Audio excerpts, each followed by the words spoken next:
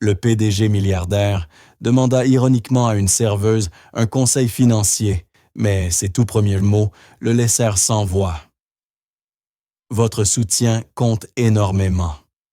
Aimez, commentez et abonnez-vous pour que nous puissions continuer à partager des histoires comme celle-ci. Commençons celle d'aujourd'hui.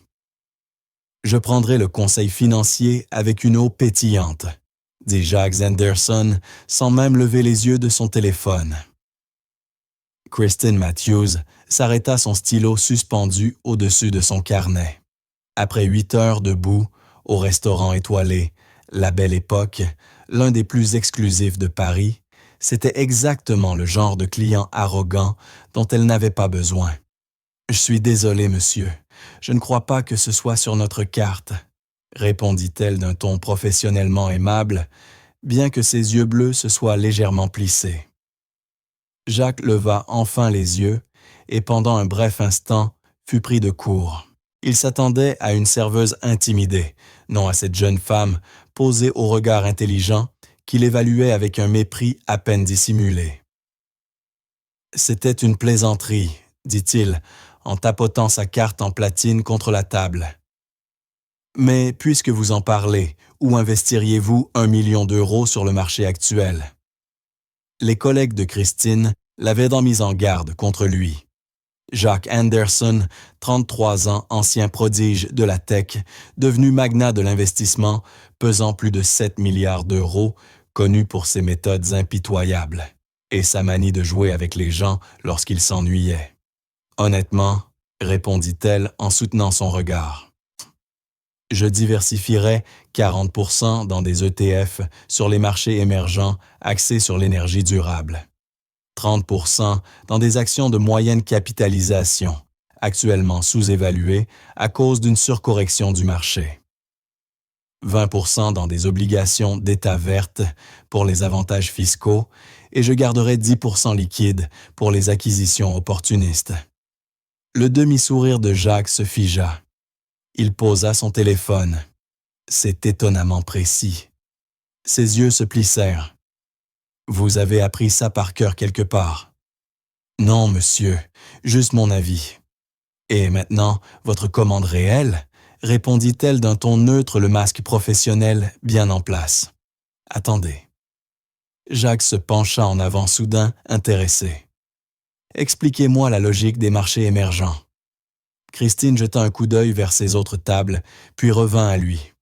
« J'ai d'autres clients qui m'attendent. Ils peuvent attendre. Je suis curieux maintenant. » Il désigna la chaise vide en face de lui. « Asseyez-vous, 5 minutes. Je vous dédommagerai. » « Je pourrais perdre mon travail. » Jacques regarda autour, puis fit signe au maître d'hôtel. « Pierre, j'emprunte votre serveuse pour une discussion professionnelle. Problème? » Les yeux de Pierre s'écarquillèrent. « Bien sûr que non, monsieur Anderson. Prenez tout le temps nécessaire. » Christine s'assit à contre-cœur, posant son carnet de commandes. « C'est inapproprié. Tout comme votre conseil d'investissement remarquablement sophistiqué. » Jacques observa attentivement son visage. « D'où cela vous vient-il? Des études de finance? Quelque chose comme ça. » Elle redressa les couverts devant elle, évitant son regard. « HEC Paris. Enfin, est-ce que cela a de l'importance? » « Vous avez posé une question pour plaisanter, j'y ai répondu. » Elle leva les yeux. « Mais clairement, vous ne vous attendiez pas à ce qu'une serveuse ait un cerveau. » Au lieu de s'offusquer, Jacques éclata de rire. « Touché, vous m'avez bien eu, mais maintenant je suis sincèrement curieux. » Il pencha la tête. « L'angle de l'énergie durable est intéressant, mais pourquoi précisément les marchés émergents? » Christine hésita à peine avant de répondre. Les marchés occidentaux sont saturés d'investissements verts poursuivant des opportunités limitées, ce qui crée une bulle. Pendant ce temps, les pays en développement offrent un potentiel de croissance bien plus important avec leurs besoins énergétiques croissants et moins de contraintes réglementaires. Leurs gouvernements sont avides d'investissements en infrastructures et offrent des incitations fiscales qui augmentent le rendement d'au moins 4% par an. Les yeux de Jacques s'agrandirent légèrement. Ce n'était pas seulement éclairé, c'était une analyse sophistiquée. « Qui êtes-vous » demanda-t-il, sincèrement perplexe. « Juste une serveuse passionnée par la finance », répondit-elle avec un petit sourire énigmatique. « Souhaitez-vous maintenant passer votre véritable commande ou préférez-vous continuer à m'interroger sur mes passe-temps » Jacques la contempla longuement. Il y avait plus que cela, beaucoup plus, mais il savait reconnaître un mur quand il en voyait un. Côte de bœuf saignante, gratin dauphinois à la truffe et votre nom, votre vrai nom. Christine Matthews. Et je passe votre commande. Immédiatement, Monsieur Anderson. Lorsqu'elle s'éloigna, Jacques ne put s'empêcher de la suivre du regard intrigué par la grâce efficace de ses mouvements, la dignité tranquille de sa posture malgré son uniforme. La plupart de ses compagnes habituelles, mannequins mondaines, actrices occasionnelles, cherchaient à attirer l'attention.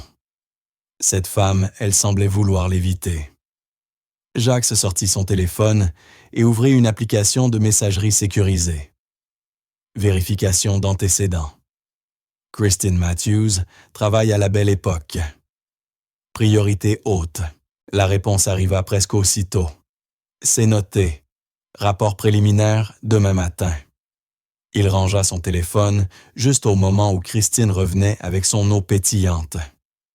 Votre plat arrivera sous peu, Monsieur Anderson. Jacques, corrigea-t-il. Et merci, Christine. Quelque chose brilla dans son regard, peut-être la surprise devant tant de courtoisie avant qu'elle ne hoche la tête et ne s'éloigne vers une autre table. Tout au long de son repas, Jacques ne pouvait s'empêcher de la regarder. Elle se déplaçait dans le restaurant avec une aisance maîtrisée, gérant sa section avec efficacité, tout en détournant avec une grâce subtile les commentaires déplacés de quelques financiers éméchés. Lorsqu'elle lui apporta l'addition, Jacques ajouta un pourboire de 5 000 € à un repas de 280 €. Les yeux de Christine s'écarquillèrent en voyant le montant. « C'est excessif. Considérez-le comme des honoraires de consultation pour vos conseils financiers. » Il se leva, boutonnant sa veste parfaitement taillée, qui, soit dit en passant, était meilleure que la moitié des analyses que lui fournissait son équipe d'Anderson Capital. « Je ne peux pas accepter ça. Vous pouvez et vous allez le faire. » Son ton était ferme, mais sans agressivité. « Et j'aimerais poursuivre notre conversation un jour de manière professionnelle. » Christine hésita, puis fit glisser le porte-addition en cuir contenant sa carte et le reçut vers lui. « Je ne pense pas que ce serait approprié. » Jacques haussa un sourcil. Effrayé. Elle redressa légèrement le menton. « Prudente, ce n'est pas la même chose. » « D'accord. » Il sortit une carte de visite et écrivit son numéro personnel au dos. « Quand vous changerez d'avis, appelez-moi. J'ai une proposition qui pourrait intéresser quelqu'un avec vos talents. Inattendu. » « Si je change d'avis, » rectifia-t-elle en prenant la carte à contre-cœur. « Faites-moi confiance, » répondit-il avec un sourire. « C'est quand, pas si. » Lorsqu'il quitta la Belle Époque, l'air frais d'octobre caressa les rues parisiennes. Son téléphone vibra avec un rapport préliminaire. Christine Matthews, 25 ans. Antécédents professionnels vérifiés. Formation, IUT de Paris. Spécialité finance. Rien d'inhabituel. Rapport complet demain. Jacques fronça les sourcils en s'installant à l'arrière de sa Mercedes classe S. Ce n'était pas possible. Personne n'acquiert un tel niveau d'acuité financière avec un simple diplôme d'IUT. Elle cachait quelque chose, et Jacques Anderson avait bâti sa fortune sur l'art de dénicher ce que les autres tentèrent de dissimuler. « À la maison, monsieur ?» demanda son chauffeur. « Non », répondit Jacques, le regard perdu dans la nuit. Il pensait encore à cette serveuse au cerveau d'analyste financier. Au bureau. J'ai besoin de creuser quelque chose.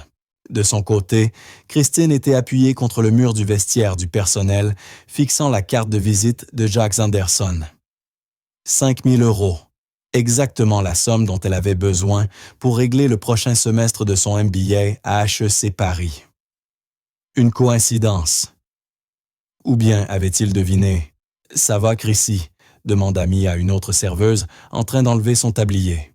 « Très bien », répondit Christine en rangeant la carte dans son sac.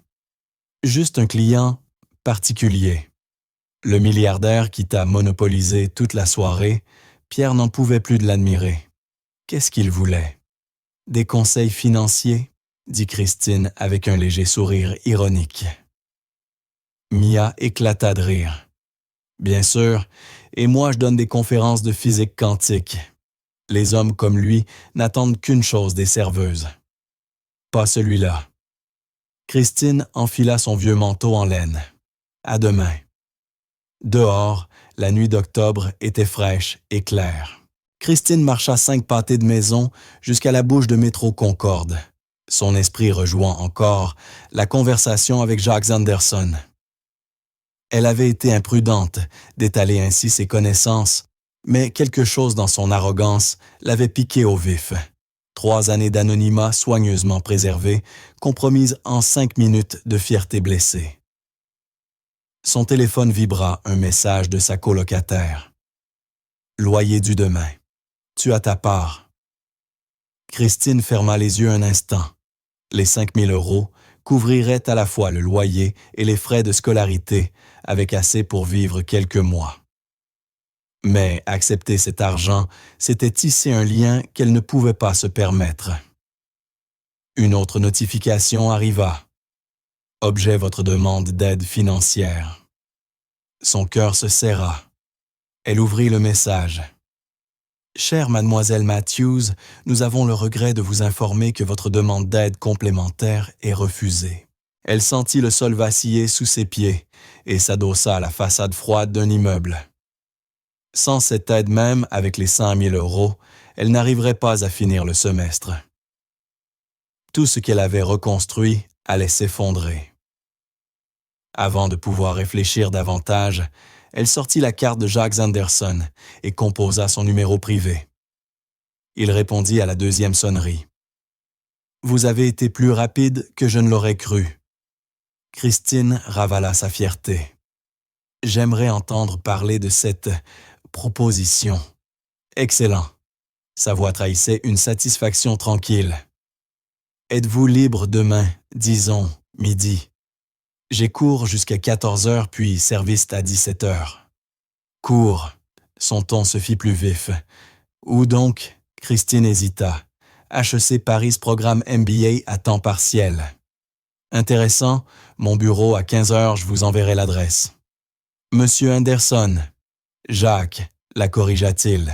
« Jacques, » répéta-t-elle un peu déstabilisée. « De quoi s'agit-il exactement cette proposition? » Un bref silence. « Disons simplement que j'aurais besoin de quelqu'un doté de vos instincts financiers. Mes consultants habituels sont trop enfermés dans la sagesse conventionnelle. Vous vous pensez différemment. » Sa voix se fit plus posée. Et la rémunération rendrait le service en salle inutile. Christine ferma les yeux. Cela semblait trop beau pour être vrai, ce qui signifiait que ça ne l'était probablement pas. « J'y serai à 15 h, mais je préfère prévenir si c'est quoi que ce soit d'inapproprié. »« C'est du travail, » coupa Jacques d'un ton soudainement froid. « Quoi que vous ayez entendu à mon sujet, je ne mélange jamais affaires et plaisir. » L'appel prit fin, laissant Christine avec cette sensation persistante qu'elle venait soit de prendre la meilleure décision de sa vie, soit la pire. Le lendemain, à 14h59 précise, Christine sortit de l'ascenseur au 38e étage du siège d'Anderson Capital, situé dans une tour de la Défense aux parois de verre étincelantes. La réceptionniste la détailla du regard, jupe crayon noir, chemisier blanc. La plus belle tenue qu'elle possédait, mais bien en deçà du standing des femmes qui fréquentaient d'ordinaire cet étage. « Je peux vous aider ?» demanda-t-elle, le ton suggérant que Christine s'était trompée d'adresse. « Christine Matthews, j'ai rendez-vous avec M. Anderson. » Les sourcils parfaitement dessinés de la réceptionniste se haussèrent. « Vous avez un rendez-vous? »« Oui, à 15 heures. » Elle consulta son ordinateur avec un scepticisme visible, puis leva les yeux surprise. « Vous êtes bien inscrite à son agenda. Veuillez patienter. » Christine s'assit prudemment sur le bord d'une chaise au design trop moderne, douloureusement consciente de ne pas appartenir à ce monde de verre d'acier et de jugements silencieux. 3 ans plus tôt, elle serait entrée ici avec assurance, vêtue de tailleur de créateur, ses diplômes et références à l'appui. Aujourd'hui, elle n'était plus que Mademoiselle Matthews. « Mademoiselle Matthews ?» Une voix grave interrompit ses pensées. Elle leva les yeux vers un homme d'une quarantaine d'années, cheveux poivre et sel visage sérieux. « David Mercier, chef de cabinet de M. Anderson. » Il ne lui tendit pas la main. « Il m'a demandé de vous conduire à son bureau. » Christine le suivit à travers un labyrinthe de bureaux vitrés et d'espaces ouverts où des analystes penchés sur des écrans suivaient des flux de données financières. Personne ne leva la tête à leur passage. Mercier s'arrêta devant un vaste bureau d'angle offrant une vue spectaculaire sur la Seine et l'Arche de la Défense. « Attendez ici. » Il entra, refermant la porte vitrée derrière lui. À travers la cloison transparente, Christine aperçut Jacques, assis derrière un immense bureau en bois sombre, fronçant les sourcils devant ce que Mercier lui disait. Il leva les yeux, croisa son regard et lui fit signe d'entrer, congédiant son chef de cabinet d'un bref hochement. « Christine » dit-il, en se levant pour l'accueillir, lui indiquant une chaise en face de lui. « Merci d'être venu. » Ici, dans son environnement naturel, Jacques Anderson paraissait encore plus impressionnant qu'au restaurant. Son costume sur mesure devait coûter plus que ce qu'elle gagnait en 3 mois. Et la confiance tranquille avec laquelle il dominait cet espace lui rappela douloureusement jusqu'où elle était tombée. « Votre chef de cabinet n'approuve pas cette rencontre, » observa-t-elle en s'asseyant. Un léger sourire étira la bouche de Jacques. « Mercier n'approuve pas grand-chose, c'est pour cela que je le garde. » Il la détailla un instant. « Vous êtes différente aujourd'hui. Je ne porte pas de tablier, c'est tout. » « Non, c'est plus que cela. » Ses yeux se plissèrent. « Vous êtes plus sur vos gardes. Hier soir, quand je vous ai surprise, j'ai vu quelque chose de sincère. »« Je suis toujours sincère, » répondit Christine. « Simplement, sélective dans mes expressions. » Jacques éclata d'un rire franc. « Bien dit. » Il se cala dans son fauteuil. « J'ai fait quelques recherches sur vous hier soir. » Christine se raidit. « Ah oui, rien d'intrusif, » précisa-t-il. « Juste les bases IUT de Paris Serveuse actuellement et MBA à temps partiel à HEC. Un parcours solide, mais qui n'explique pas votre niveau de compréhension des marchés. »« Je lis beaucoup, » répondit-elle simplement. Sa franchise le désarma un instant. « Ce que vous m'avez donné hier, ce n'était pas du savoir théorique. C'était de l'expérience. » Il planta son regard dans le sien. « Alors, qui êtes-vous vraiment, Christine Matthews? » Un instant, elle songea à se lever et partir, mais le souvenir du mail de refus d'aide financière la fit rester. « Est-ce que ça change quelque chose? Vous avez parlé d'une proposition. » Jacques la contempla longuement, puis hocha la tête, décidant apparemment de remettre la question à plus tard. « J'ai besoin d'un regard neuf sur certaines opportunités d'investissement. » Il appuya sur un bouton intégré à son bureau. Un panneau mural coulissa dévoilant un grand écran. En particulier sur celle-ci. Christine se tourna vers la projection, une série d'investissements potentiels dans divers secteurs. Ses yeux s'écarquillèrent légèrement. Ce sont toutes des pré-IPO sur les marchés émergents, constata-t-elle. Risque élevé, gain potentiellement considérable, confirma Jacques. Mais mon équipe est divisée, expliqua Jacques en désignant l'écran. La moitié recommande d'investir massivement, l'autre de s'en abstenir complètement. Et vous, qu'en pensez-vous? Christine se leva et s'approcha de l'affichage, examinant les chiffres de plus près. Quelque chose dans la structure des données lui sembla familier. « Je peux », demanda-t-elle en montrant le clavier sous l'écran. Jacques hocha la tête, la regardant avec une attention soutenue. Christine se mit à taper, ouvrant des tableaux supplémentaires, réorganisant les informations sous différents angles.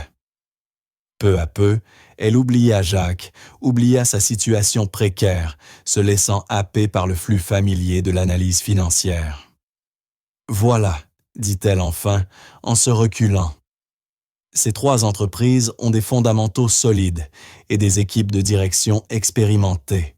Ces 2-là sont surévalués selon leurs prévisions de pénétration de marché et celle-ci. Elle désigna une société d'énergie renouvelable en apparence prometteuse. Celle-ci est une fraude sophistiquée. L'expression de Jacques se fit plus vive. Expliquez. Leur courbe de croissance est trop régulière. La vraie croissance comporte toujours des à-coups. Et si l'on croise leur capacité de production déclarée avec leur consommation énergétique, dit-elle en affichant les données correspondantes, les chiffres ne concordent pas. Ils annoncent un volume de production qui nécessiterait au moins 40% d'énergie supplémentaire. Jacques se leva et vint se placer à côté d'elle, observant les données avec une intensité nouvelle. Son épaule frôla presque la sienne, tandis qu'il se penchait légèrement vers l'écran, et Christine perçut fugitivement le parfum discret mais coûteux de son eau de toilette. « Comment avez-vous vu ça ?» demanda-t-il d'une voix basse. « Reconnaissance de schéma » répondit-elle après une brève hésitation. « J'ai déjà remarqué des anomalies semblables. » Jacques se tourna vers elle, leur visage à quelques centimètres. La force de son regard la poussa à reculer d'un pas. « Ce n'est pas un schéma courant », répliqua-t-il. « Pas au point que toute mon équipe d'analystes soit passée à côté. En fait, c'était notre principal objectif d'investissement. » Il la fixa, le ton grave. « Vous venez de m'éviter une erreur à 100 millions d'euros. » Christine sentit une chaleur d'orgueil lui monter aux joues qu'elle s'empressa d'étouffer. Ce n'était plus son monde. Elle ne pouvait pas se permettre d'y replonger. « Je devrais y aller, je vais être en retard pour mon service. »« Ne retournez pas au restaurant, » dit Jacques brusquement. « Pardon, je veux vous engager comme consultante. Contrat exclusif, votre propre bureau ici, rémunération à 7 chiffres. » Christine le dévisagea incrédule. « Vous n'êtes pas sérieux. »« Je ne plaisante jamais avec le talent, » répondit-il avec une intensité tranquille. « Vous avez quelque chose que mes diplômés d'HEC et d'Oxford n'ont pas. Je veux que cette chose travaille pour moi, pas pour servir des plats hors de prix. » L'offre avait la saveur d'un rêve, un retour possible vers la vie, qu'elle avait perdu la carrière qu'on lui avait volée. Mais à quel prix? « Et combien de temps? Avant qu'il ne découvre la vérité, je ne peux pas, » dit-elle enfin, même si tout en elle criait d'accepter. Le visage de Jacques se durcit. « Pourquoi pas? Ne me dites pas que vous préférez être serveuse. C'est compliqué. Simplifions, ou dites-moi au moins ce qui vous fait peur. » Christine soutint son regard. « Qu'est-ce qui vous fait croire que j'ai peur? » « Parce que vous êtes manifestement surqualifié pour la vie que vous menez, » répondit-il calmement. « Ce qui signifie que vous vous cachez, et on ne se cache que lorsqu'on a peur. » Son intuition était terriblement juste. Christine détourna les yeux vers la vue panoramique sur Paris, cette ville qui avait autrefois été son terrain de jeu et qui était devenue sa prison. Je ne peux pas être publiquement associée à Anderson Capital, finit-elle par dire, ni à aucune institution financière. Les yeux de Jacques se plissèrent. Pourquoi? C'est personnel. Pas si vous travaillez pour moi. Il croisa les bras. J'ai besoin de savoir dans quoi je m'engage. Christine hésita, puis choisit une demi-vérité. Je me suis fait des ennemis dans le monde de la finance, des puissants. Il vaut mieux pour tout le monde que je reste invisible. Jacques la regarda longuement. Et si je pouvais garantir votre anonymat contrat sous pseudonyme bureau privé, aucune mention publique de votre nom. Vous feriez ça pour quelqu'un que vous connaissez à peine. Pour quelqu'un qui vient de détecter une fraude sophistiquée que toute mon équipe a manqué absolument. Il s'approcha d'un pas. Je n'ai pas bâti cette société en ignorant les talents exceptionnels Christine.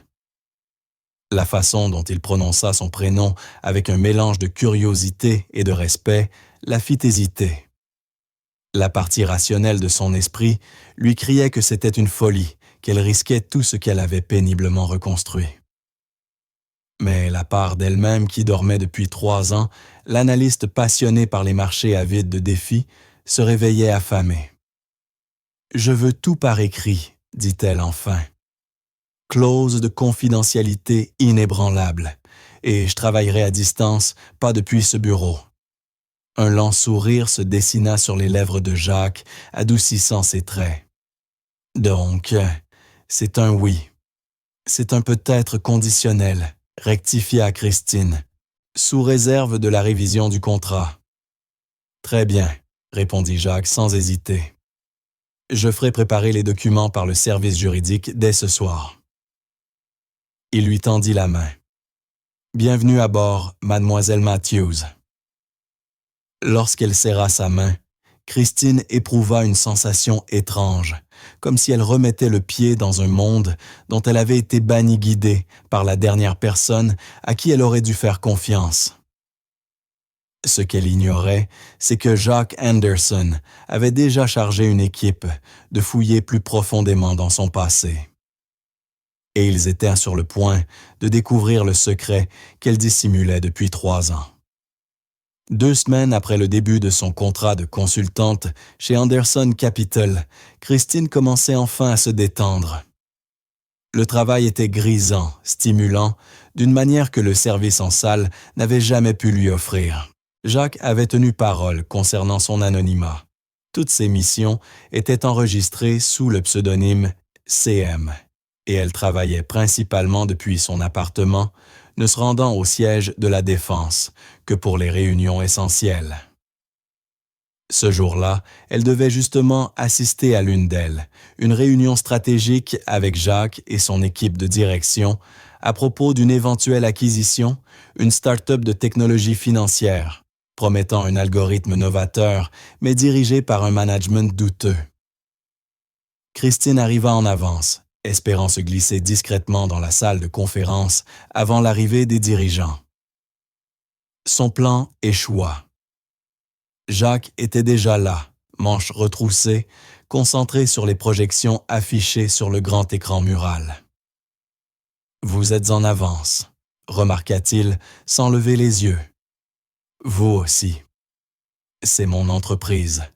Je ne suis jamais en avance, je suis simplement là quand il le faut. » Il se tourna enfin vers elle. « Vous avez meilleure mine. » Christine haussa un sourcil. « Pardon ?» Plus confiante, moins l'air de quelqu'un qui s'attend à être mis à la porte. Il indiqua la chaise à côté de la sienne en bout de table. « Le travail vous réussit. » C'était vrai. Les 2 dernières semaines avaient tout changé. Le salaire généreux qu'il lui versait lui avait permis de régler sa scolarité, de déménager dans un appartement plus décent et de dormir enfin sans l'angoisse constante de la ruine. Mais surtout, utiliser à nouveau son esprit, ses vraies compétences, lui donnait l'impression de reconquérir une part d'elle-même.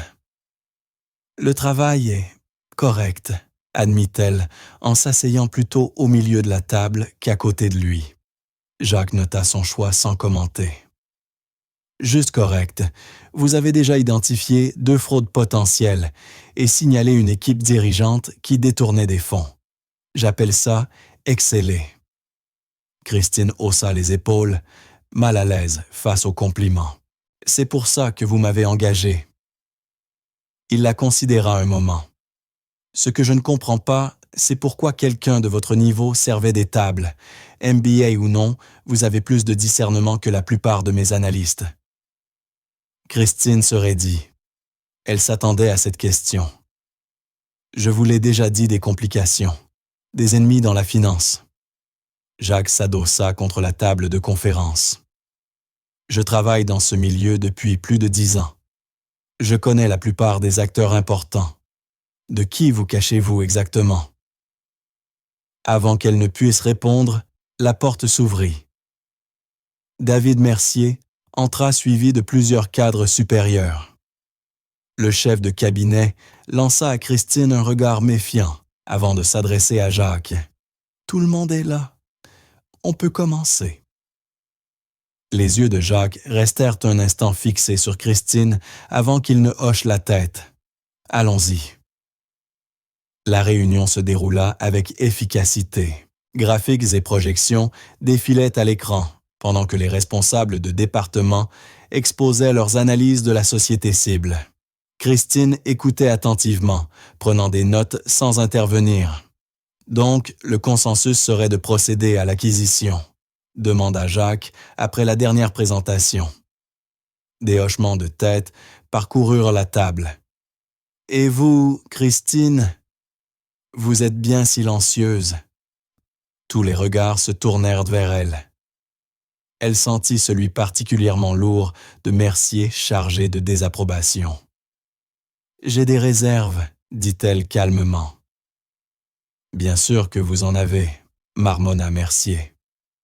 Jacques lui lança un regard sévère. « Expliquez. » Christine se leva et s'approcha de l'écran, affichant plusieurs points précis du rapport de due diligence. Leur algorithme n'est pas aussi propriétaire qu'ils le prétendent. Sa base fonctionne sur des composants open source, avec très peu de personnalisation. Ce qu'ils vendent réellement, c'est la base de données qu'ils ont constituée. Mais même ça pose problème. Elle mit en évidence plusieurs incohérences dans les indicateurs de performance de la société cible. Ces schémas de croissance indiquent une manipulation des données. Le directeur juridique fronça les sourcils. C'est une accusation grave. Sur quelle base? Des artefacts de pagination dans leur rapport d'activité, expliqua Christine. Lorsqu'on génère automatiquement des rapports, les sauts de page créent des motifs subtils dans les données. Mais ces rapports présentent des schémas différents lorsqu'on compare les données mensuelles et trimestrielles, expliqua Christine. Cela suggère qu'ils n'ont pas été générés à partir des mêmes sources. Les yeux de Jacques se plissèrent. Ils truquent dans leur compte. Je le crois, oui. Mercier secoua la tête. C'est absurde. 3 équipes ont vérifié leur bilan. Elles ne pouvaient pas voir cela, répondit Christine calmement. Ce n'est pas une question de chiffres, mais de la façon dont ils sont rapportés. Et vous, par hasard, savez repérer ce genre d'artefact de pagination obscure, lança Mercier d'un ton sceptique. Maintenant, j'aimerais savoir qui a validé cette consultante. Un silence lourd s'abattit sur la salle. Moi, dit Jacques, d'une voix glaciale. Et son travail depuis 2 semaines parle de lui-même. Avec tout le respect que je vous dois, insista Mercier, nous ne savons rien du passé de Mademoiselle Matthews ni de ses qualifications. Pour tout ce que nous en savons, elle pourrait travailler pour un concurrent. Christine sentit la chaleur lui monter aux joues. C'était exactement le type d'attention qu'elle redoutait. « Ça suffit, David », trancha Jacques, la voix menaçante. Mais Mercier n'en démordait pas. « Non, justement, ça ne suffit pas. Vous avez fait venir ici une serveuse. Ancienne serveuse, corrigea Jacques d'un ton tranchant. Et soudain, elle contredit tout notre département d'analyse. Il y a quelque chose qui ne colle pas. Il se tourna vers Christine. Qui êtes-vous, en réalité? Christine resta droite. Je suis exactement la personne que Jacques a engagée, quelqu'un qui voit ce que les autres ne voient pas. Une compétence bien pratique, répliqua Mercier. On dirait presque que vous avez reçu une formation professionnelle. Pourtant, votre CV n'en fait mention nulle part. Mon passé n'a aucune incidence sur ma capacité à faire ce travail. Au contraire, coupa Mercier, c'est entièrement pertinent quand on conseille sur des acquisitions à plusieurs milliards. Il se tourna vers Jacques. J'ai pris la liberté de mener une enquête plus approfondie. Le visage de Jacques s'assombrit. Sans mon autorisation, en tant que chef de cabinet, protéger cette entreprise fait partie de mes fonctions. Mercier sortit un dossier. Christine Matthews n'existe que depuis 3 ans. Avant cela, rien. Pas d'historique de crédit, pas d'emploi, pas de présence sur les réseaux sociaux. Elle est apparue de nulle part à l'âge de 22 ans. Le sang quitta le visage de Christine. Vous n'aviez pas le droit. J'en avais parfaitement le droit, répliqua Mercier, s'adressant désormais à toute la salle. Notre mystérieuse consultante utilise soit une fausse identité, soit elle a fait d'immenses efforts pour effacer son passé. Dans les 2 cas, peut-on lui faire confiance pour gérer des informations financières sensibles? Des murmures parcoururent la pièce. Christine chercha le regard de Jacques, qui la fixait d'un air indéchiffrable.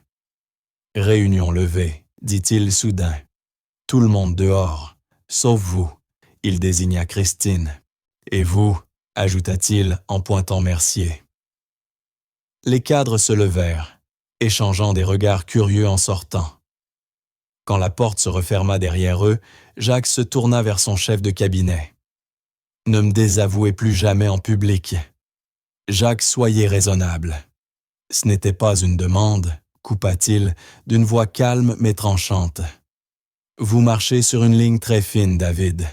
Dehors. » Mercier hésita, puis rassembla ses papiers et quitta la pièce refermant la porte avec une douceur calculée, plus menaçante qu'un claquement.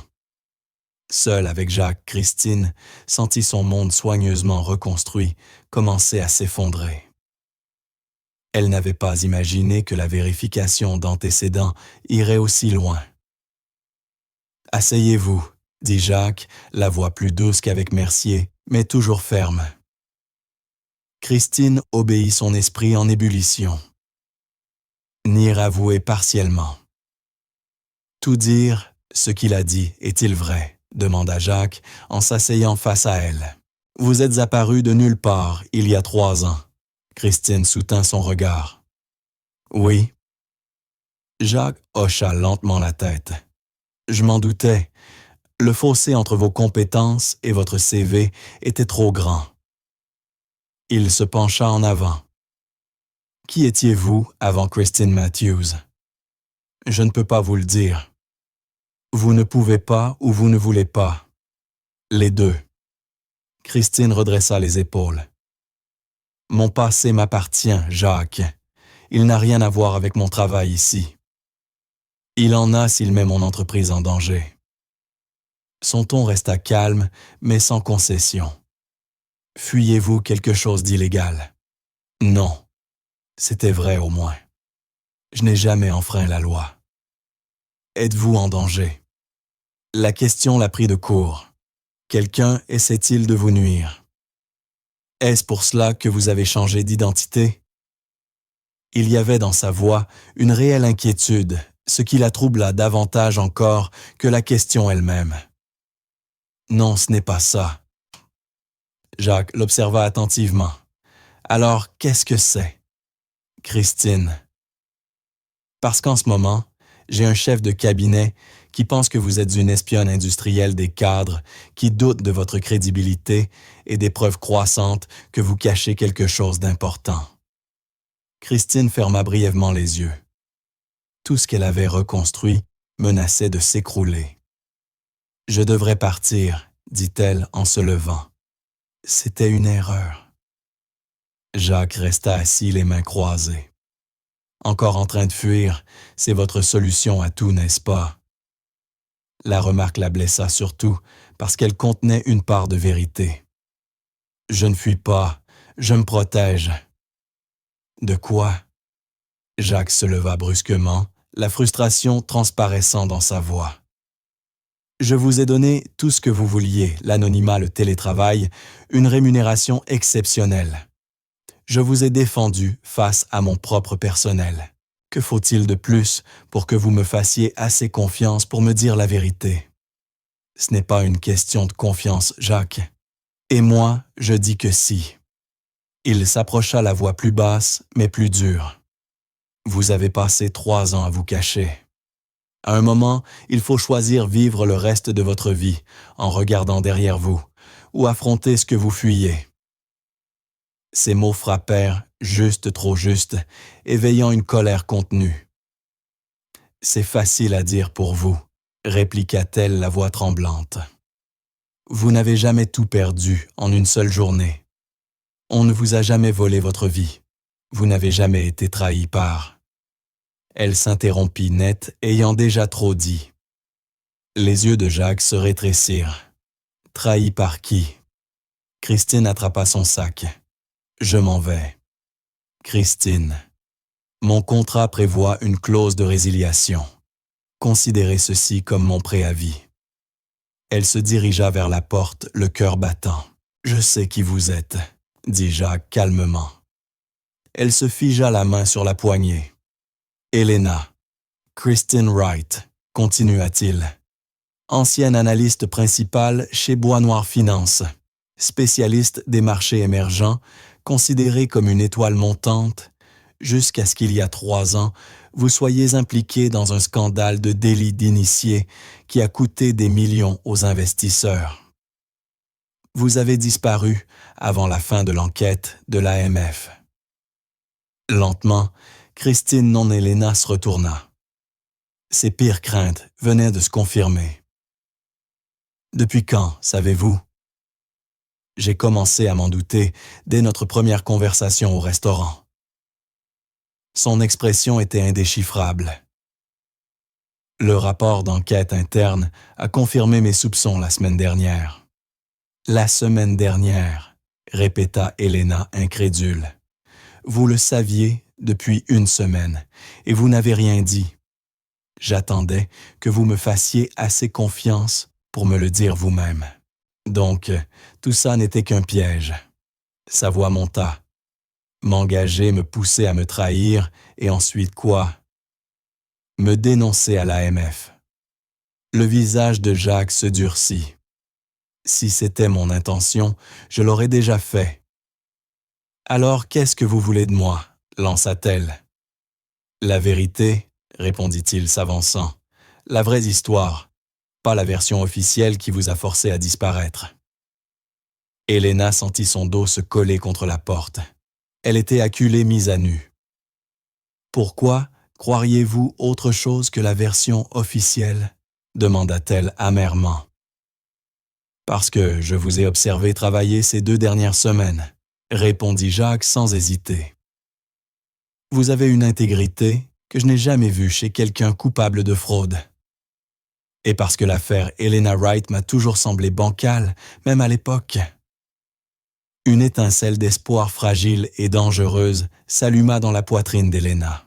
« Cela n'a plus d'importance, » dit-elle d'une voix tendue. « Le mal est fait. Ma réputation est détruite, ma carrière terminée, à moins que la vérité n'éclate. » Jacques soutint son regard. « Alors, dites-moi ce qui s'est réellement passé, Helena. » Le son de son véritable prénom, prononcé pour la première fois depuis 3 ans, brisa quelque chose en elle.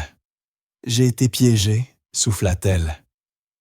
Les mots jaillirent enfin, libérés d'un long silence. « Par mon fiancé, Robert Bois Noir. » Bois Noir, comme le fils du fondateur. « Oui. » Le rire d'Helena était sec sans joie. Le Golden Boy de Bois Noir Finance, destiné à reprendre l'entreprise. Nous étions fiancés. Je croyais le connaître. Que s'est-il passé? Elena s'éloigna de la porte, le poids du silence enfin levé. J'ai découvert des irrégularités dans plusieurs comptes liés à nos marchés asiatiques, des écarts importants suggérant du délit d'initié. En creusant, j'ai remonté la piste jusqu'à Robert et à son père. Ils utilisaient des informations confidentielles sur les positions de la firme pour faire des investissements personnels via des sociétés écrans. Jacques hocha lentement la tête. « Et vous les avez confrontés? »« Oui, stupidement. Je pensais que Robert ferait ce qui est juste. » Elle secoua la tête amère. Au lieu de ça, il s'est excusé, m'a juré qu'il réglerait le problème et m'a demandé de garder le silence quelques jours. Je l'ai cru. Le lendemain matin, l'AMF perquisitionnait nos bureaux. Et miraculeusement, toutes les preuves pointaient vers moi, ma signature sur des documents que je n'avais jamais vus, des transactions effectuées avec mes identifiants, des comptes offshore à mon nom. Un coup monté parfait, murmura Jacques. Robert s'est montré bouleversé par ma soi-disant trahison. Son père a juré publiquement que personne, pas même sa future belle-fille, n'était au-dessus des lois. La voix d'Elena se durcit. Pendant ce temps, ils ont gelé mes comptes, saisi mes biens et détruit ma réputation en répandant des rumeurs soigneusement orchestrées. Quand j'ai compris ce qui se passait, il était déjà trop tard. Alors vous avez fui. J'ai disparu, changé de nom, recommencé à zéro. Elle soutint son regard avec défi. Je n'étais pas coupable, mais je ne pouvais pas le prouver, et je refusais d'aller en prison pour leurs crimes. Jacques resta silencieux un instant, absorbant ses mots. Pourquoi ne pas avoir riposté, parlé aux médias par exemple? Avec quelle preuve? Répondit Elena amèrement. Ils ont effacé tout ce qui pouvait les incriminer et fabriqué des éléments contre moi. C'était ma parole contre l'Empire Bois Noir. Elle secoua la tête. Même mes propres parents ont douté de moi. Une lueur de compréhension traversa les yeux de Jacques.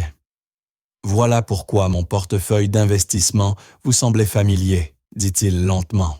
Vous avez reconnu le schéma de fraude parce qu'il ressemblait à celui des Bois Noirs. Elena hocha la tête. Exactement. Jacques s'approcha de la baie vitrée, contemplant la ville, tandis qu'il réfléchissait à son récit. Les Bois Noirs ont une réputation d'impitoyable, mais là on dépasse la simple corruption. C'est criminel. Vous comprenez maintenant pourquoi je ne peux être associé publiquement à aucune institution financière.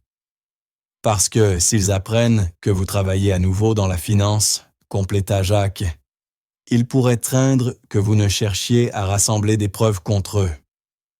Ou simplement vouloir s'assurer que je reste discrédité. Précisément. Jacques se retourna vers elle, l'expression déterminée. Et si on pouvait prouver votre innocence? Elena laissa échapper un rire amer. Après 3 ans, impossible. Toutes les preuves ont disparu. Pas forcément. Les yeux de Jacques s'illuminèrent d'une concentration intense, ce regard qu'elle commençait à reconnaître, celui d'un stratège en train d'élaborer un plan. Les criminels financiers sont des créatures d'habitude. S'ils vous ont piégé, ils ont sûrement utilisé les mêmes méthodes contre d'autres. Que voulez-vous dire? Qu'on enquête discrètement, qu'on identifie leur schéma et qu'on monte un dossier. Elena le fixa stupéfaite. Pourquoi feriez-vous ça? Pourquoi risquer votre entreprise, votre réputation pour quelqu'un que vous connaissez à peine? Jacques resta silencieux un moment, puis son visage s'adoucit presque imperceptiblement. Parce que j'ai passé ma carrière à voir des gens comme les Bois Noirs abuser de leur pouvoir, pendant que des talents comme vous en payèrent le prix. Il fit un pas vers elle. Et parce qu'en 2 semaines, vous avez montré plus d'intégrité et de clairvoyance que la plupart des gens que je côtoie depuis des années. La sincérité de sa voix la désarma. Pendant 3 ans, Elena n'avait fait confiance à personne. L'idée d'avoir un allié, surtout un homme aussi puissant que Jacques Sanderson, était à la fois terrifiante et exaltante. « C'est trop dangereux », dit-elle, mais sans réelle conviction. « Pour qui ? Vous êtes déjà dans la clandestinité. Et moi, j'ai bâti ma carrière sur la prise de risque calculée. » Son regard se durcit. En outre, Bois Noir Finance est un concurrent connu pour ses méthodes douteuses. Les faire tomber, c'est servir à la fois la justice et mes affaires. Vous faites ça sonner simple. Ce ne le sera pas, mais avec votre connaissance interne et mes ressources, il laissa la phrase en suspens. Elena ressentit quelque chose qu'elle n'avait plus connu depuis des années, la possibilité, la chance même infime de récupérer son nom, sa vie. « Si on le fait, dit-elle prudemment, ce doit être infaillible. Aucun détail négligé, aucune fuite. Et personne ne doit être au courant. Ni Mercier, ni votre comité exécutif. Personne. » Jacques hocha la tête. « D'accord. Et si cela devient trop dangereux, au moindre signe qu'il se doute de quoi que ce soit, on arrête immédiatement. Je me fierai à votre jugement pour ça. » Il tendit la main. « Partenaire. » Elena hésita à peine avant de la saisir.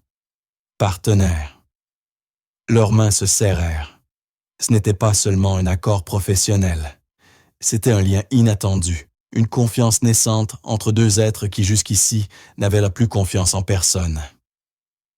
Ce qu'ils ignoraient, c'est qu'à l'autre bout de Paris, dans les luxueux bureaux de Bois Noir Finance, Robert Bois Noir examinait un rapport de sécurité signalant une activité inhabituelle dans leur base de données, des recherches ciblant les transactions vieilles de 3 ans, précisément celles qui avaient servi à piéger Elena Wright. La chasse venait de commencer. Durant les 2 semaines suivantes, Elena et Jacques travaillèrent dans le plus grand secret pour monter leur dossier contre Bois Noir Finance. Le jour, elle poursuivait ses activités de consultante, sous son identité de Christine Matthews. La nuit, ils épluchaient des relevés financiers, retraçant les schémas qui révéleraient les crimes de Robert Bois Noir. Ils transformèrent une pièce sécurisée du penthouse de Jacques à Neuilly, en véritable quartier général d'enquête. Murs couverts de chronologies d'extraits de transactions et de photos des principaux acteurs. Ce lieu devint leur sanctuaire, le seul endroit où Elena pouvait redevenir pleinement elle-même. « J'ai trouvé quelque chose », annonça Jacques un soir, alors qu'elle passait en revue les opérations de Bois Noir sur les marchés asiatiques. Elle leva les yeux et le vit un paquet d'impressions à la main, l'excitation clairement visible dans son regard. Après d'innombrables heures passées à travailler ensemble dans cet espace confiné, Elena avait appris à déchiffrer les nuances de son humeur, le pli léger entre ses sourcils lorsqu'il se concentrait, le mince sourire presque imperceptible quand il découvrait quelque chose d'important. « Qu'est-ce que c'est ?» demanda-t-elle en le rejoignant à la grande table centrale, consciente de leur proximité, tandis qu'il étalait les documents devant elle. 3 autres cas avec des schémas identiques aux vôtres. Tous des analystes talentueux qui avaient repéré des irrégularités, tous accusés de fraude, peu après tous détruits professionnellement. Sa voix vibrait d'une colère contenue. Les Bois Noirs éliminent méthodiquement les menaces internes. Elena parcourut les dossiers, la reconnaissance se dessinant peu à peu sur son visage. Je connaissais 2 de ces personnes, des esprits brillants. Je n'ai jamais cru qu'ils étaient incoupables. Ils ne l'étaient pas. Jacques pointa plusieurs lignes sur les relevés de transactions. Même méthode que pour vos signatures falsifiées, preuves fabriquées, calendrier identique entre découverte et mise à pied. Elena ressentit un mélange de soulagement et de tristesse pour ses anciens collègues. Cela prouve qu'il y a un schéma, mais pas que les Bois Noirs en sont directement responsables. Non, mais peut-être ceci. Jacques ouvrit son ordinateur portable sécurisé et montra un courriel. Mon équipe a intercepté des échanges entre Robert Boisnoir et leur responsable de conformité parlant de procédures de confinement pour les menaces internes. C'est encore circonstanciel, répliqua Helena. Il nous faut des preuves concrètes liant directement les Boisnoir aux transactions frauduleuses. Jacques passa une main dans ses cheveux, ce geste qu'elle lui connaissait bien depuis leur longue soirée de travail. Vous avez raison. Il nous faut un contact interne, Helena se raidit. C'est trop risqué. Quiconque a accès à ces informations est soit complice, soit sous leur contrôle. Pas forcément. Jacques hésita. Et votre ancien assistant chez Boisnoir, James Chen. Helena le fixa stupéfaite. Comment savez-vous son nom? Il eut un léger air coupable. J'ai voulu comprendre tous les acteurs de votre histoire. James a été réaffecté après votre départ. Je n'ai aucune idée d'où il est maintenant. À Londres, répondit Jacques en consultant un dossier. Toujours chez Boisnoir, mais marginalisé sans promotion depuis 3 ans, malgré d'excellentes évaluations. Helena observa les informations, les souvenirs de son ancien assistant revenant à la surface. James était loyal. Il n'a jamais cru à ma culpabilité. Et c'est sûrement pour ça qu'ils l'ont mis à l'écart. Jacques croisa son regard. Alors, il pourrait nous aider. Ou nous dénoncer à Robert dans la minute, rétorqua-t-elle en secouant la tête. C'est trop dangereux. Plus dangereux que de continuer à vivre caché, la défia Jacques. À un moment donné, il faut prendre des risques calculés. Avant qu'elle ne réponde, le téléphone privé de Jacques se mit à vibrer. Il regarda l'écran et fronça les sourcils. C'est Mercier à cette heure. Il décrocha et activa le haut-parleur. J'espère que c'est important, David. Ça l'est, répondit la voix tendue de Mercier. Robert Boisnoir vient d'appeler. Il veut te rencontrer demain. Il parle d'une proposition mutuellement avantageuse. Helena se figea le sang quittant son visage. Jacques échangea un regard avec elle. « Quel genre de proposition ?» demanda-t-il d'une voix neutre. « Un partenariat potentiel sur le développement des marchés asiatiques. Il a mentionné ton récent intérêt pour ces marchés. Les mêmes marchés qu'ils étudiaient. Ce ne pouvait pas être une coïncidence. »« Fixe le rendez-vous, » dit Jacques après un silence. « Mon bureau 14 heures. Très bien. » Mercier hésita. « Ah, et il a aussi demandé si tu travaillais toujours avec la consultante aux analyses remarquables, ce sont ses mots. » Helena sentit son cœur s'arrêter. « A-t-il donné un nom ?» demanda Jacques. « Non, juste cette description. Dis-lui que mes collaborations sont confidentielles. Autre chose. » « C'est tout. Dois-je m'inquiéter ?»« Non. » Le ton de Jacques était calme, presque désinvolte. Juste de la pêche aux informations habituelles. Bonne nuit, David. Il raccrocha. Un lourd silence tomba. Ils savent, murmura Helena. D'une manière ou d'une autre, ils savent dès que je travaille avec toi. Ils se doutent, mais ils n'en ont pas la preuve. S'ils l'avaient, Robert n'appellerait pas pour une rencontre amicale. Il menacerait d'une action en justice. C'est exactement ce que je redoutais. Elle se mit à faire les 100 pas, la panique montant. Je dois partir, changer d'identité, quitter la ville. Arrête. Jacques s'avança et posa doucement ses mains sur ses épaules. Fuir, c'est précisément ce qu'ils veulent. Ça renforcerait leur version de l'histoire. Mais quelle autre option j'ai ?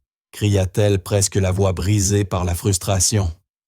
Ils ont détruit ma vie, une fois ils recommenceront.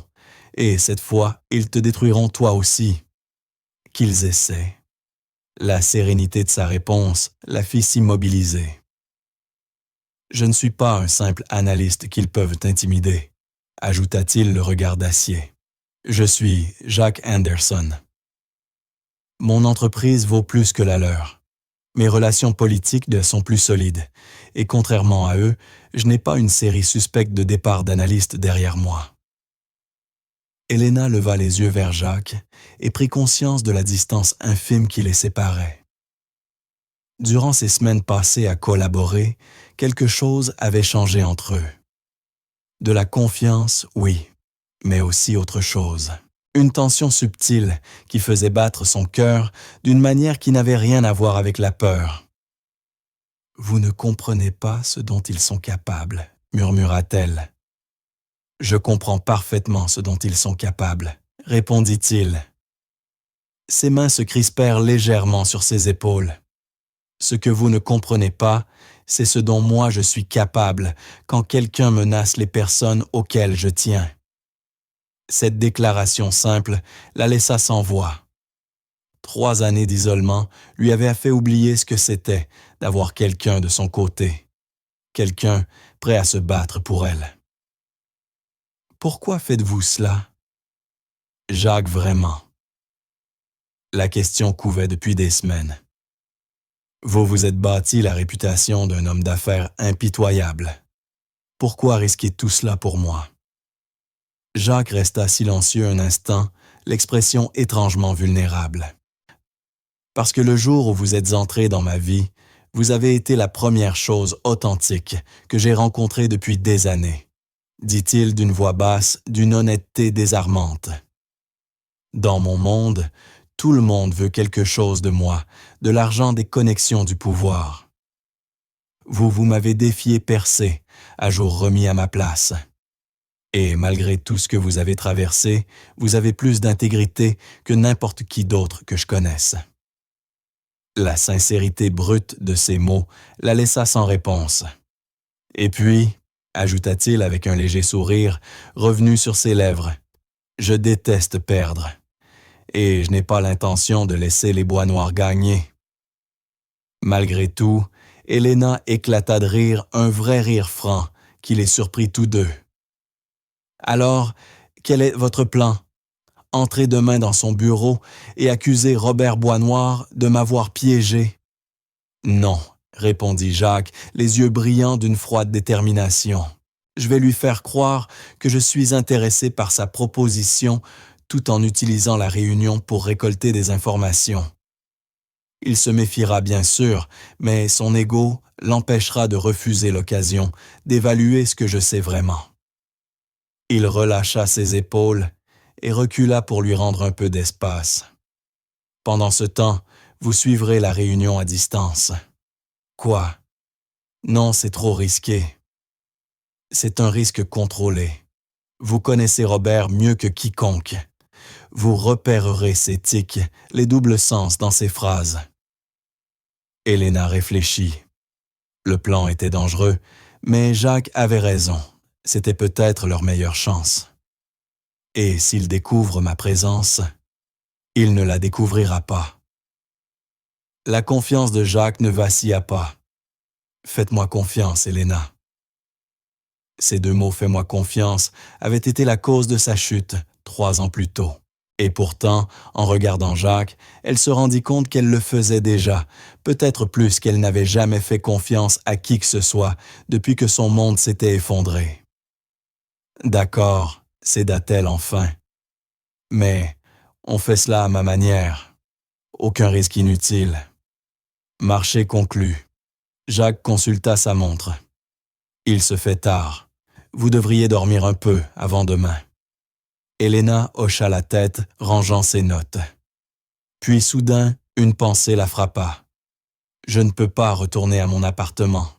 S'il te surveille, il me surveille improbablement aussi. » Jacques n'hésita pas une seconde. « Restez ici. La suite d'amis est prête. » « Jacques, elle est sécurisée privée avec une entrée séparée. Personne ne saura que vous êtes là. » Son ton était pratique, mais son regard lui trahissait quelque chose de plus profond. L'idée de passer la nuit dans le penthouse de Jacques, aussi proche de lui, fit naître un trouble inattendu dans la poitrine d'Helena. Juste pour cette nuit, accepta-t-elle finalement. Jacques la guida jusqu'à la suite, un espace luxueux mais sobre, où chaque détail respirait la discrétion. Helena s'y sentit étrangement en sécurité, presque chez elle malgré l'inconnu. Depuis 3 ans, elle fuyait, se cachait, vivait dans la peur. Ce soir, pour la première fois depuis l'effondrement de sa vie, elle se sentait protégée. « Merci », dit-elle simplement, alors qu'il s'apprêtait à quitter la pièce. Il s'arrêta, la contempla avec une intensité qui fit accélérer son pouls. Un instant, elle crut qu'il allait dire ou faire quelque chose qui franchirait la ligne fragile qu'ils avaient établie. Mais il se contenta d'un hochement de tête. « Dormez bien, Helena. » La porte se referma doucement derrière lui. Helena expira, prenant conscience qu'elle retenait son souffle. Demain, elle affronterait l'homme qui avait détruit sa vie. Mais ce soir, elle se trouvait sous la protection de celui qui pourrait bien l'aider à la reconstruire. Et la réalisation la plus troublante de toutes, ce qu'elle désirait désormais, dépassait la simple protection de Jacques Anderson. Robert Boisnoir arriva chez Anderson Capital à exactement 14 heures. Une incarnation de charme calculé. Grand élégant et doté de cette aisance propre aux héritiers de vieilles fortunes, il serra la main de Jacques avec la chaleur feinte d'un vieil ami plutôt que d'un concurrent. « Jacques, merci de m'avoir reçu. » Son étreinte était ferme, son sourire parfaitement maîtrisé. Impressionnante, cette entreprise que vous avez bâtie. Depuis la salle de surveillance attenante au bureau de Jacques Helena, observait la scène à travers la vitre sans teint. Un casque discret lui permettait d'entendre chaque mot échangé. Revoir Robert ses gestes familiers, la manière nonchalante dont il ajustait sa montre. Patek Philippe fit remonter une vague de souvenirs douloureux. « C'est une erreur », murmura-t-elle dans le micro relié à l'oreillette presque invisible que portait Jacques. « Il est trop habile pour ce jeu. » Jacques ne laissa rien paraître invitant tranquillement Robert à s'asseoir dans le coin salon de son bureau plutôt qu'à la grande table de réunion. « Alors, qu'est-ce qui amène Boisnoir Finance jusqu'à ma porte ?» demanda-t-il d'un ton faussement désinvolte. « Nos univers se croisent rarement. » Robert rit avec aisance. « C'est précisément pour ça que je suis ici. Nos sociétés ont des forces complémentaires. Vos innovations technologiques, notre présence établie sur les marchés asiatiques. Une collaboration naturelle? Non. Curieux timing, nota Jacques. Nous venons justement de commencer à explorer ces marchés. » Le sourire de Robert ne vacilla pas. Les nouvelles circulent vite dans notre milieu. On dit que vous avez fait des mouvements étonnamment judicieux dans des territoires réputés difficiles pour les nouveaux venus. Helena se crispa. La référence était trop précise pour être innocente. « J'ai de bonnes équipes, » répondit Jacques impassible. « En effet, » poursuivit Robert, s'inclinant légèrement vers lui. « J'ai même entendu dire que vous aviez recruté une analyste hors pair, dotée d'une compréhension inhabituelle des schémas de marché. » Le cœur d'Helena s'emballa. « Il cherche à confirmer, » souffla-t-elle dans le micro. « Il soupçonne quelque chose, sans en être sûr. » « Nous recrutons constamment des talents, » répondit Jacques, sans trahir la moindre émotion. « Bien sûr, » répondit Robert feignant la décontraction. Il marqua une pause, puis ajouta d'un ton étudié. « En parlant de talent, vous souvenez-vous de cette affaire malheureuse avec Helena? » « Comment déjà ?» La mention directe de son nom traversa Helena comme un choc électrique. Ses doigts se crispèrent sur le bord du pupitre. Jacques haussa un sourcil, l'air vaguement intrigué. « Vaguement. Une analyste impliquée dans un scandale boursier, si je me souviens bien. »« Analyste senior », corrigea Robert avec un sourire poli. « Une femme brillante. Nous étions fiancés, en fait. Je l'ignorais. Peu de gens le savaient. Nous avions choisi de rester discrets. » Il prit un air de regret, savamment dosé. Dévastateur quand nous avons découvert ce qu'elle faisait, utiliser les informations clients à des fins personnelles, manipuler des positions. Elena dut se mordre la lèvre pour ne pas hurler face à ce tissu de mensonges. Cela ressemble à une trahison sur plusieurs plans, commenta Jacques placide. Exactement, acquiesça Robert, scrutant son interlocuteur. La blessure personnelle fut difficile, mais les conséquences professionnelles bien pires. Elle a disparu avant la fin de l'enquête, un aveu de culpabilité en somme. Ou un réflexe de survie, répliqua Jacques calmement. Votre firme a la réputation de traiter ses problèmes internes avec célérité. Un éclair fugace de surprise d'inquiétude traversa le visage de Robert avant qu'il ne retrouve son masque lisse. Nous croyons en la responsabilité, comme vous, j'en suis sûr. Absolument, répondit Jacques, un léger accent sur les mots, quand elle s'applique aux bonnes personnes. La nuance n'échappa pas à Robert, dont les yeux se plissèrent. Les bonnes personnes se révélassent d'elles-mêmes par leurs actes, n'est-ce pas? L'échange avait perdu toute cordialité. Sous leurs mots polis, chaque phrase portait un double sens. « Il s'inquiète », souffla Elena. « Changer de terrain. » Parler des départs récents dans leur équipe. J'ai remarqué que Bois Noir Finance a connu une rotation importante dans votre département d'analyste récemment, enchaîna Jacques. Étonnant pour une entreprise qui valorise la loyauté. Robert hésita une fraction de seconde, suffisamment pour que Jacques sache qu'il avait touché juste. Une simple restructuration pour améliorer l'efficacité. Rien d'anormal. Bien sûr. Jacques eut un léger sourire. Perdre 4 analystes seniors en 18 mois, c'est un prix élevé à payer pour l'efficacité. Le monde de la finance évolue, répondit Robert, son sourire désormais aussi tranchant qu'une lame. Certains s'adaptent, d'autres non. Mais nous ne sommes pas là pour parler de gestion du personnel. Je viens vous proposer une co-entreprise dans le secteur technologique vietnamien. Il se lança alors dans la présentation d'un partenariat apparemment avantageux pour les deux firmes. Pendant qu'il parlait, Elena analysait chaque clause, chaque projection. Très vite, elle perçut les failles, les conditions cachées, les points d'accès privilégiés à l'algorithme de trading d'Anderson Capital, aux listes de clients, aux procédures internes. Elle activa le micro. « C'est une opération de fouille de données », murmura-t-elle à Jacques. « Ce partenariat n'est qu'un prétexte pour accéder à vos systèmes », souffla Elena. Jacques écouta la présentation de Robert avec une politesse étudiée, ponctuant d'occasionnelles questions qui ne trahissaient rien de ses pensées réelles. « J'aurai besoin de temps pour étudier les détails avec mon équipe », dit-il lorsque Robert eut terminé. « Bien sûr, » répondit ce dernier en boutonnant sa veste. « Prenez tout le temps nécessaire. Mais vous savez, les marchés n'attendent pas. » Jacques l'accompagna jusqu'à la porte. « Une dernière question avant votre départ. Pourquoi venir me voir personnellement? » Nos départements fusions-acquisitions sont justement faits pour ça. Robert marqua une pause, observant Jacques avec un éclat nouveau dans le regard.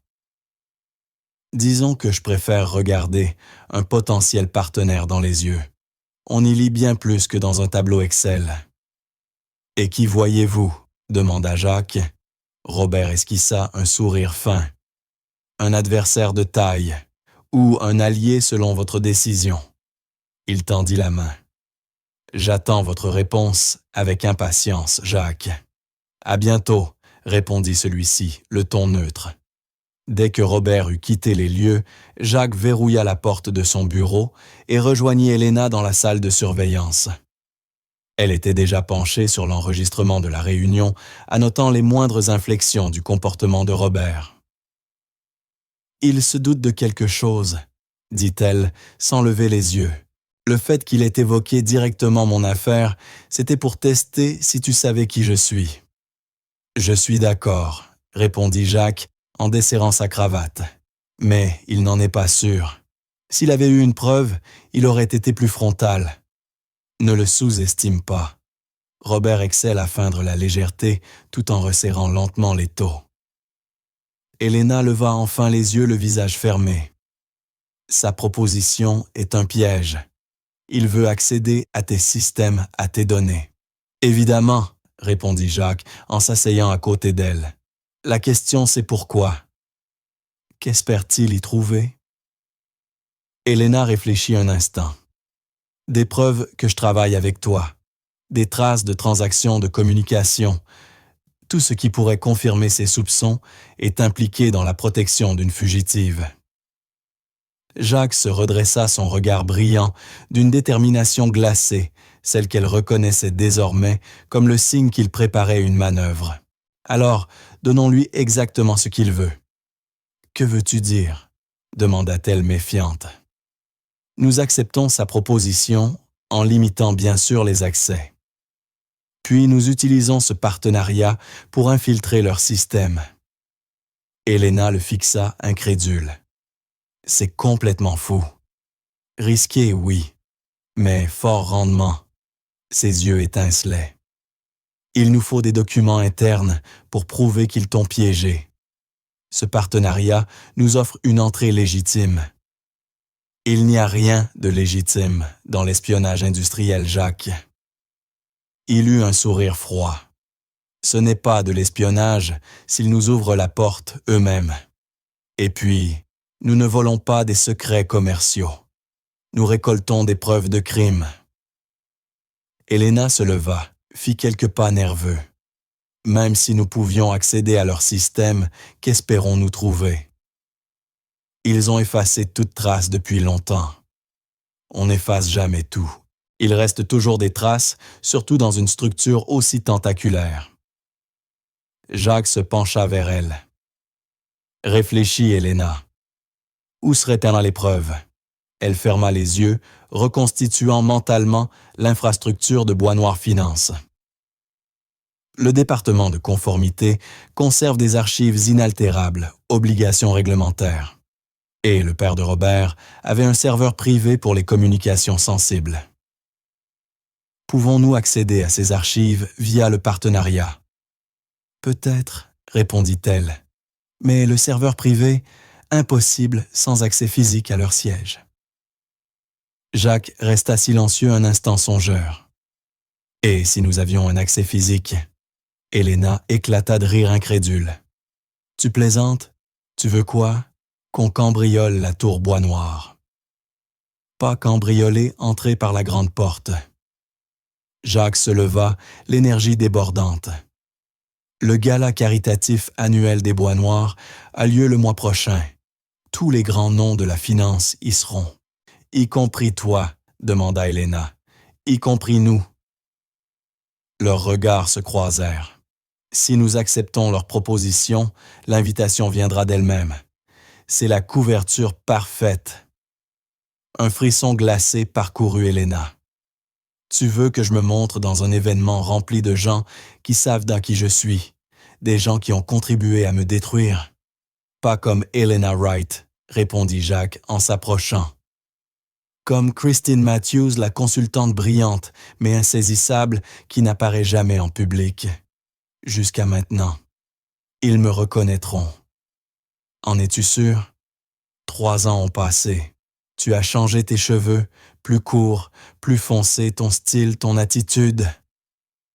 Il désigna ses traits, son allure transformée. Les gens voient ce qu'ils s'attendent à voir. Personne ne cherchera Helena Wright au bras de Jacques Anderson. Le plan était audacieux, frôlant la folie. Et pourtant, Helena ne pouvait nier son potentiel. L'approche inattendue de Robert avait ouvert une brèche qu'il n'avait pas prévue.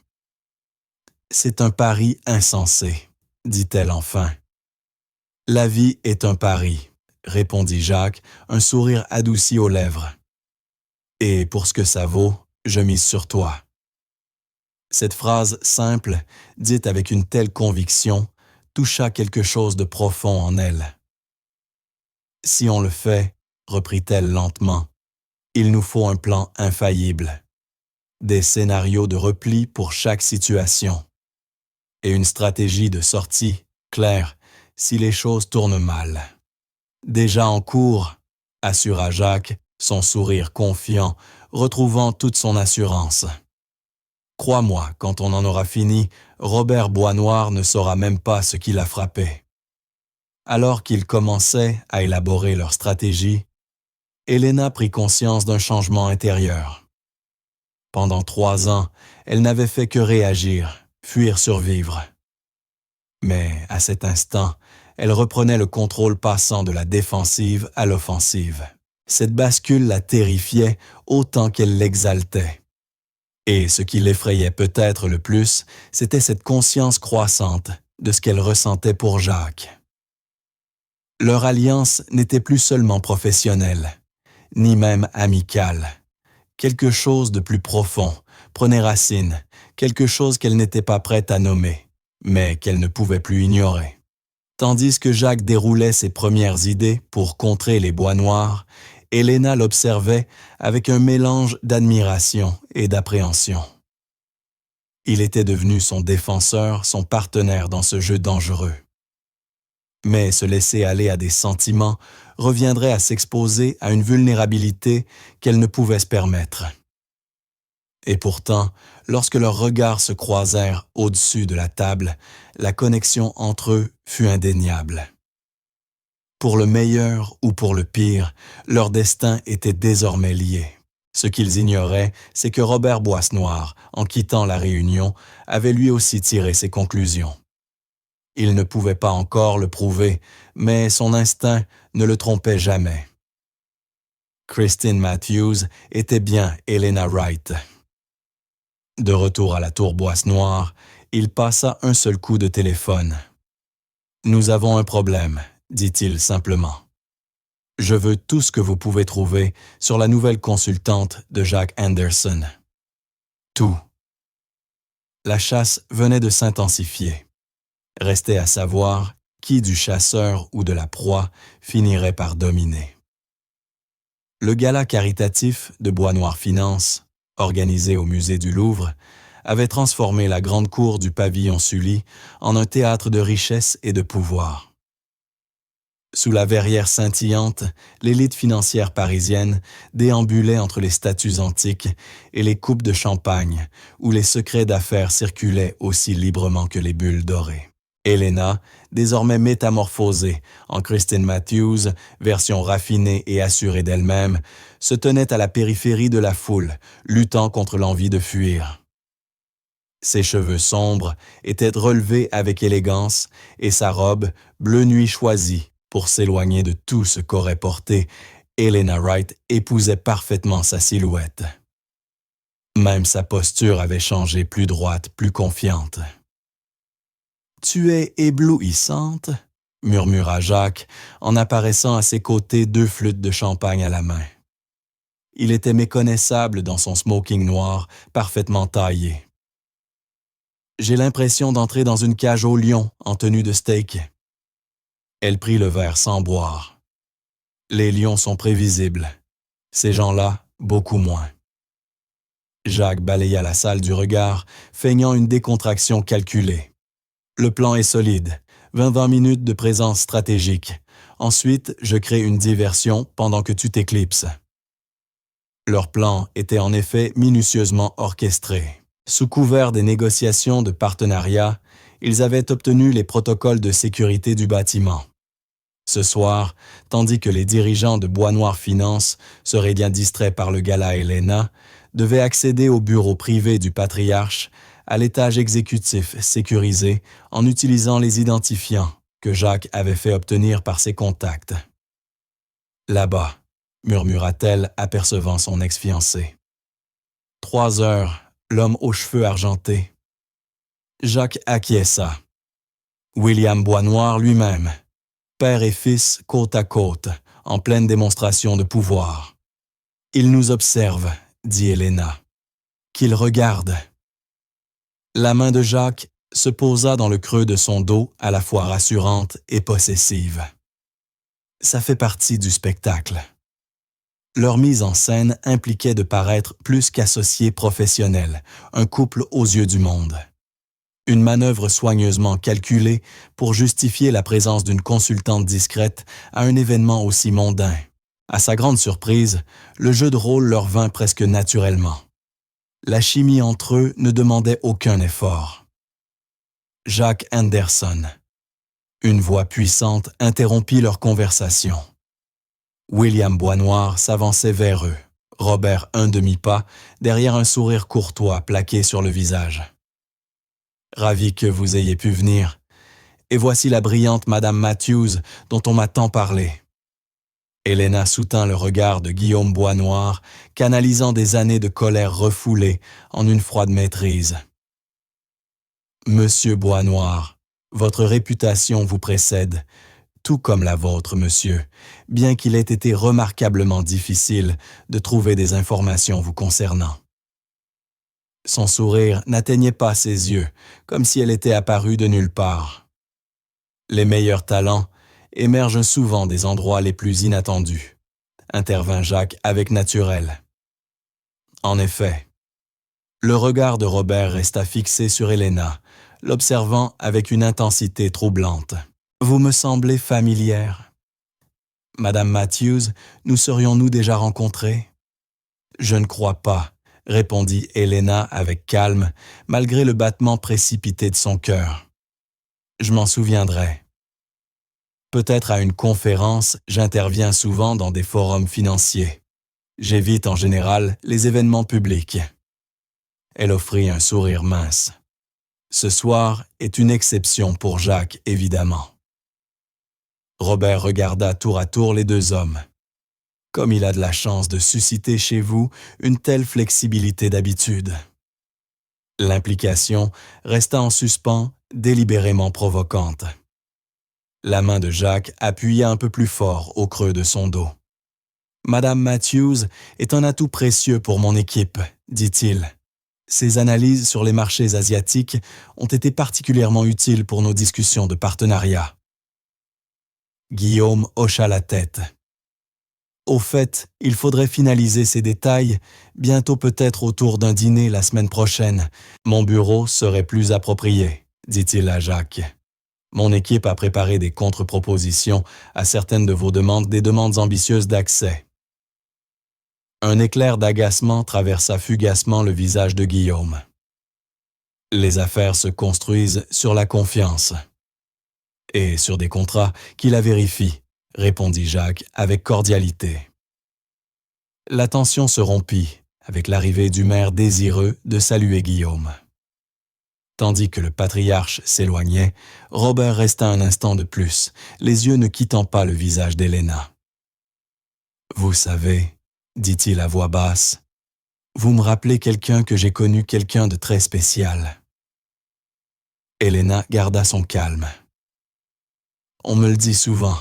Je dois avoir l'un de ces visages. » « Non. » Robert secoua légèrement la tête. « Vous êtes unique, tout comme elle. » Jacques fit un pas discret pour se rapprocher d'Helena. « Si vous nous excusez, Robert, je présenterai Christine à quelques clients potentiels. » Bien sûr, le sourire de Robert se fit tranchant. Nous aurons tout le loisir de mieux nous connaître via notre partenariat. En s'éloignant, Helena laissa échapper un souffle court. Il sait. Il ne peut pas le prouver, mais il sait. On suive le plan, murmura Jacques en la guidant à travers la foule. Plus on est visible ici, plus ton alibi sera solide. Ils passèrent la demi-heure suivante, à circuler stratégiquement, veillant à être vus par un maximum de personnes. Tout au long, Helena sentit le regard de Robert la suivre. « C'est l'heure, » dit enfin Jacques en regardant sa montre. « Tu te souviens du chemin? » Helena acquiesça.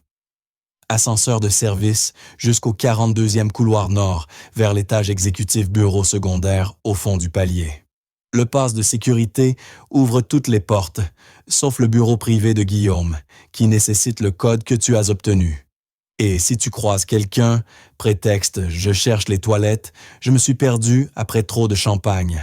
Elle força un sourire de la simple ingénierie sociale. L'expression de Jacques se fit grave. Si quelque chose te paraît anormal, annule. Ta sécurité prime sur toute preuve. La réelle préoccupation dans sa voix la fit hésiter. Au fil des semaines, Jacques était devenu bien plus qu'un allié. La frontière entre leur partenariat professionnel et leur lien personnel s'était estompée, créant quelque chose qu'aucun des deux n'avait prévu. « Je ferai attention », promit-elle. 20 minutes, pas une seconde de plus. Jacques serra sa main. « Je créerai la diversion dans exactement 5 minutes. » Elena s'éclipsa, se dirigeant d'un pas déterminé vers les zones de service. Derrière elle retentirent les premières notes du quatuor à cordes. Le spectacle musical du gala commençait au bon moment. L'ascenseur de service était précisément à l'endroit indiqué par leur renseignement. Grâce au pass sécurisé obtenu par Jacques et Elena, monta au 42e le cœur battant, mais l'esprit concentré. L'étage exécutif était faiblement éclairé, les caméras de surveillance exactement aux emplacements prévus. Elle évolua avec assurance, sachant que les caméras n'enregistreraient qu'une femme brune en robe de soirée, rien pour la relier à Elena Wright. Le bureau privé de Guillaume Boisnoir se trouvait derrière une porte anonyme au bout du couloir nord. Elena saisit le code que Jacques lui avait fourni, retint son souffle jusqu'au déclic discret de la serrure. L'intérieur était un condensé de pouvoir ancien mobilier, en acajou massif, reliure en cuir tableau, à l'huile des ancêtres bois noirs, au regard sévère. Elena se dirigea droit vers la bibliothèque, dissimulant l'accès à la salle des serveurs privés de Guillaume Boisnoir. Elle s'en souvenait parfaitement, un détail gravé dans sa mémoire depuis ses années d'engagement avec Robert. La porte cachée s'ouvrit sans résistance, révélant une petite pièce où plusieurs serveurs ronronnaient doucement. Elle brancha la clé spéciale que Jacques lui avait confié, un dispositif conçu pour contourner la sécurité et extraire des modèles de données précis. Tandis que l'opération démarrait, Elena retourna dans le bureau principal pour chercher des preuves physiques. Guillaume Boisnoir était de la vieille école. Il croyait aux copies papier, aux dossiers tangibles pour les affaires les plus sensibles. Dans le tiroir du bas de son bureau, caché sous des documents anodins, elle la trouva une boîte métallique verrouillée. Grâce au talent de crochetage acquis durant ses années de fuite, elle parvint à l'ouvrir. À l'intérieur, une série de clés USB, chacune étiquetée uniquement par une date. L'une d'elles attira immédiatement son attention, 3 jours avant l'effondrement de sa vie, le jour où elle avait confronté Robert à propos des irrégularités découvertes. Ses mains tremblaient, tandis qu'elle glissait la clé dans sa pochette, puis revérifia le transfert de données. 90% terminé, 7 minutes restantes sur les 20 dont elle disposait. Soudain, des voix résonnèrent dans le couloir. Elena se figea. 2 hommes s'approchaient. « Boisnoir veut les rapports de sécurité sur son bureau ce soir », disait l'un. « Il est convaincu qu'Anderson prépare quelque chose. » À cette heure, le gala n'est pas encore fini. Tu le connais, paranoïaque jusqu'au bout. Les pas s'arrêtèrent, juste devant la porte. Le souffle d'Elena se suspendit. Aucune cachette efficace si les hommes entraient. La poignée tourna, et au même instant, un vacarme retentit plus loin, des cris, un fracas de verre brisé. La diversion de Jacques, pile à l'heure. C'était quoi, ça? La poignée relâchée, les agents de sécurité s'éloignèrent précipitamment. « Va vérifier, je continue la ronde. » Elena resta immobile quelques secondes, encore, puis reprit son souffle et retourna dans la salle des serveurs. Transfert terminé. Elle retira la clé, effaça toute trace de son passage, puis quitta la pièce aussi vite et discrètement qu'elle était venue. Le retour vers la salle du gala fut tendu, mais sans incident. En approchant du temple de Dandour, elle aperçut Jacques au centre de l'attention, s'excusant platement auprès d'un serveur couvert de champagne, la source apparente du tumulte. Elle le rejoignit par un autre chemin, comme convenu. « Mission accomplie », murmura-t-elle à son oreille. Le soulagement dans ses yeux était visible. « Dieu merci. Allons-nous-en. » Alors qu'il prenait congé, un verre de politesse à la main, Robert Boisnoir les intercepta le visage impénétrable. « Vous partez déjà. »« Une matinée chargée demain, » expliqua Jacques avec aisance. « Le dossier Vietnam demande notre attention. » Robert hocha la tête, mais son regard restait fixé sur Helena. « Bien sûr, les affaires avant tout. » Il prit sa main. « Ce fut un véritable plaisir, Madame Matthews. J'ai la curieuse impression que nous nous sommes déjà rencontrés. »« Dans une autre vie peut-être, » répondit-elle le regard ferme. Quelque chose passa dans les yeux de Robert, un mélange de reconnaissance, d'incertitude, de défi. « Peut-être, quoique selon mon expérience, les gens ne changent pas autant qu'ils le pensent. Sous les nouvelles apparences, la nature essentielle demeure. »« Certains changent profondément, » répliqua Helena, sans pouvoir retenir la pique après tant de trahison. Robert resserra légèrement sa prise sur sa main. Une remarque intéressante. Christine a décidément une perception fine de la nature humaine. Jacques posa alors calmement sa main sur celle de Robert, l'obligeant à la lâcher. C'est ce qui la rend si précieuse pour moi. La tension entre eux était palpable, les mots polis dissimulant des menaces à peine voilées. « Eh bien, » conclut Robert un sourire en lame de rasoir, « à la prochaine. » Dans la voiture quittant le musée, Helena laissa enfin échapper un souffle tremblant. C'était trop juste. « Mais ça en valait la peine », demanda Jacques en désignant son sac de soirée, où la clé USB et le dispositif d'extraction étaient dissimulés. « On verra. » Elle s'adossa au cuir du siège, l'adrénaline cédant la place à la fatigue. « Si ce que je pense y trouver s'y trouve vraiment. » Jacques étendit la main, effleurant la sienne. « Quoi qu'il arrive, Helena, ce soir, tu as tenu tête à ceux qui t'ont brisé. Ça compte. » La chaleur de son geste, la sincérité dans sa voix, fissurèrent de la carapace qu'elle maintenait depuis 3 ans. 3 années à fuir, à se cacher, à se reconstruire dans l'ombre, et maintenant cette lueur d'espoir, cette possibilité d'une justice, portée par l'allié le plus improbable qui soit. « Merci, » dit-elle doucement, « d'avoir cru en moi quand personne d'autre ne l'a fait. » Jacques plongea son regard dans le sien, la lumière de la ville glissant sur leur visage. « Je crois en ce que je vois. Et depuis le moment où tu m'as donné ce conseil financier au restaurant, dit Jacques d'une voix sincère, j'ai su que tu étais quelqu'un d'extraordinaire. » La chaleur dans sa voix fit accélérer le cœur d'Helena.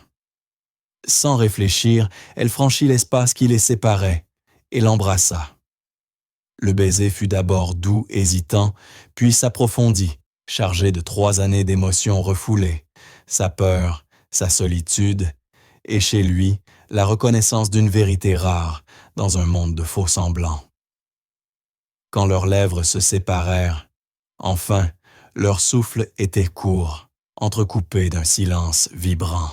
« J'ai eu envie de faire ça depuis des semaines », avoua Jacques, le masque de son assurance, remplacé par une vulnérabilité inhabituelle.